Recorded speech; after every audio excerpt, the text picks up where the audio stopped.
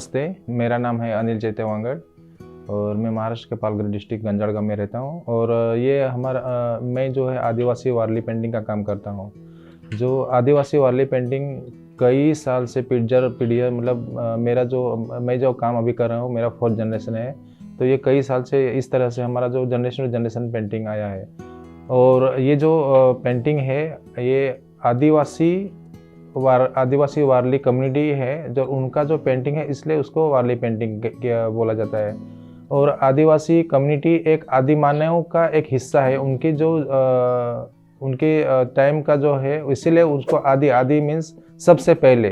तो वो जंगल में रहवासी थे और उनका जो पेंटिंग केव में चलता था। ये पेंटिंग जैसे जैसे आदिवासी लोग अपने उनको जीवन बिताने निकले, उनकी सुविधा के हिसाब से जंगल से बाहर निकले और वहाँ से जंगल से ही ये नेचर से ही पूरा पेंटिंग है जो गांव में आज आ गया है। और वो ये पेंटिंग हमारा एक पेंटिंग नहीं बल्कि हमारा आदिवासी वारली लोगों का एक लिपि है। और वो लिपि चित्र स्वरूप में हम लोग जमीन और जैसे दीवार पे शादी के टाइम, दिवाली के टाइम, कोई भगवान की पूजा, उस टाइम में हम लोग ये पेंटिंग दीवार पे बनाते हैं। और वो एक लिपि होते, उसमें हम पूरा अपना जनजीवन, जो आदिवासी कम्युनिटी का, जो आदिवासी वाली लोगों कम्युनिटी का जो जनजीवन है, उसमें हम लोग दिखाते हैं।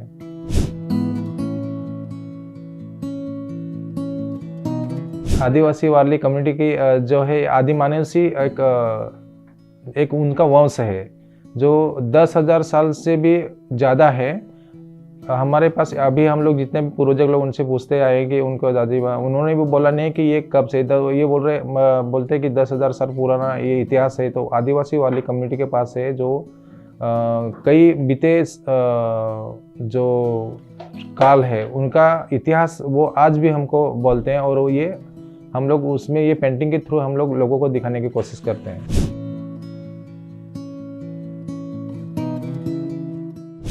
मैंने 2014 में मैंने यूनेस्को अवार्ड रिसीव किया है, जो वर्ल्ड क्राफ्ट काउंसिल की तरफ इंडोनेशिया में एक इवेंट हुआ था।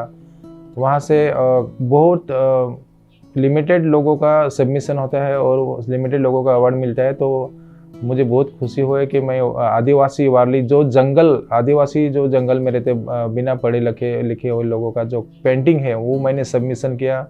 और वहाँ पे रिसर्च लोगों ने देखा कि ये आर्ट क्या है, उसको अच्छी तरह से जाना और उसको मुझे सिलेक्शन करके उन्होंने वर्ल्ड क्राफ्ट काउंसिल अवार्ड दिया है। तो मुझे बहुत खुशी हुई है कि मैंने 2014 में ये अवार्ड पाया है।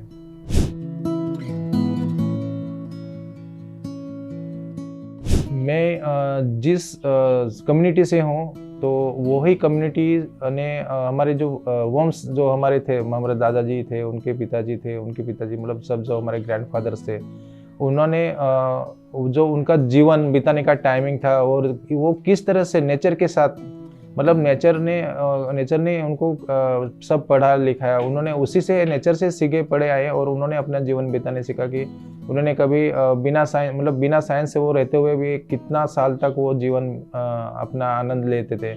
उम्र के मतलब 90 या 100 साल तक वो उनके जो ग्रैंडफादर थे वो बोलते कि हमारे पिताजी तो 100 साल जिए थे।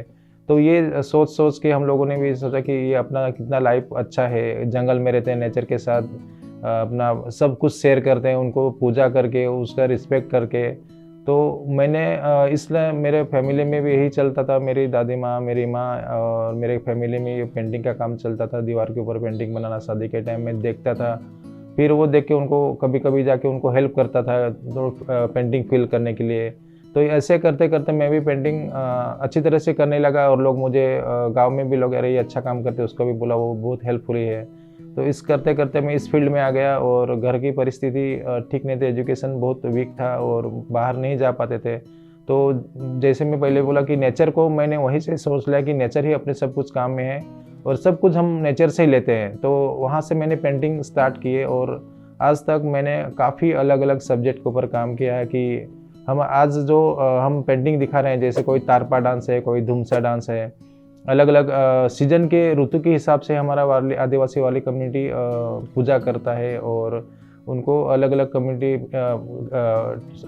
अलग अलग रीजन पे काम भी करते हैं। तो वो पेंटिंग में दिखाते दिखाते मुझे भी अच्छा लगा। तो मैंने आज सोचा कि इसके ऊपर और कुछ क्यों नहीं करें, क्योंकि ये आज पेंटिंग हमारा पूर्वज लोगों का है, तो मैंने आज का इतिहास बनाना स्टार्ट कर दिया ताकि आने वाली यंग पीढ़ी के लिए उनको भी पता चले, क्योंकि आने वाले 10-15 साल या 20 साल या 50 साल में हमारा और जनरेशन आगे गया होगा और आज का इतिहास उनको लिए बहुत ज़रूरी है। तो मैंने आज जो परिस्थितियाँ हैं, जैसे कुछ अगर नेचर कोई घटना घटती, जैसे भूकंप आता है, अगर सुनामी आता है तो उसके ऊपर काम किया, जैसे कोविड आया था तो उसके ऊपर मैंने काफ़ी पेंटिंग की ताकि वो हिस्ट्री बन के एक आने वाले नया पीढ़ी के लिए भी पता चले कि इस टाइम में ये भी हुआ था, किसी आर्टिस्ट ने इस तरह से काम किया था।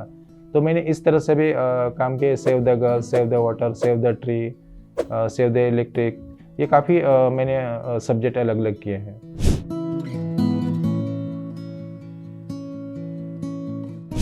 ये जो पेंटिंग है हमारा स्टार्टिंग का पेंटिंग है, जैसे अगर शादी गाँव में करना है तो आप कितने भी पढ़े लिखे हो, बट आदिवासी वाली कम्युनिटी में इसके बिना शादी नहीं मानी जाती है।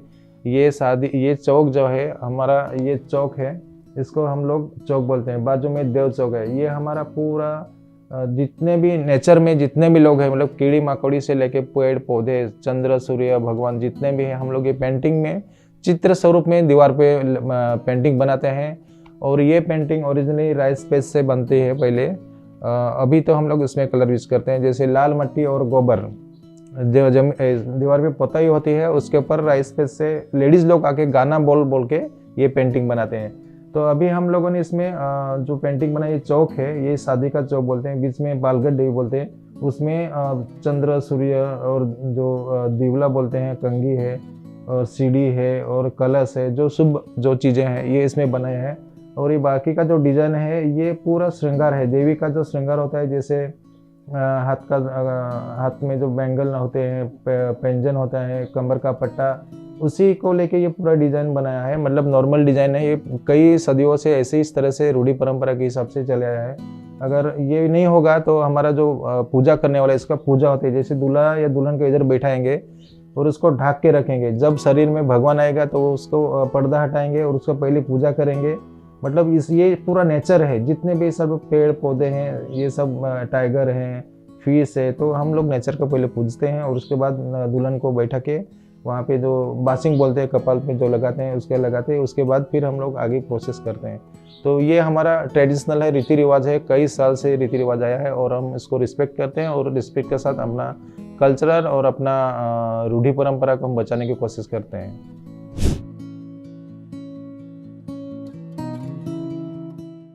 बिल्कुल, क्योंकि इंडिया एक कलाघर है और इंडिया में जितने भी स्टेट हैं तो उसका जो वहाँ पे भी जो जितने आर्ट हैं वो सबसे पहले तो महिला लोगों का है। तो उसी से हमारा जो आदिवासी वाली पेंटिंग है, ये महिला का ही एक पेंटिंग है, जो पूरा लोग, मतलब ये शादी का काम होगा या कोई भगवान का काम होगा तो हमारा इसमें वारली में सबसे ज़्यादा महिला को ज़्यादा अधिकार दिया गया है कि वो सब काम वही हैंडल करते हैं। अगर पूजा का हो या शादी का हो तो ये जो पहले लेडीज़ लोग अगर ये जैसे चौक बनाए तो 5 दिन पहले आके गाना बोलते, शाम के टाइम आके घर से काम ख़त्म करके फिर गाना बोल बोल के पूरा रात या तो 4 बजे तक सुबह या 5 बजे तक वो दीवार पे गाना बोलते ये पेंटिंग पूरा करते थे।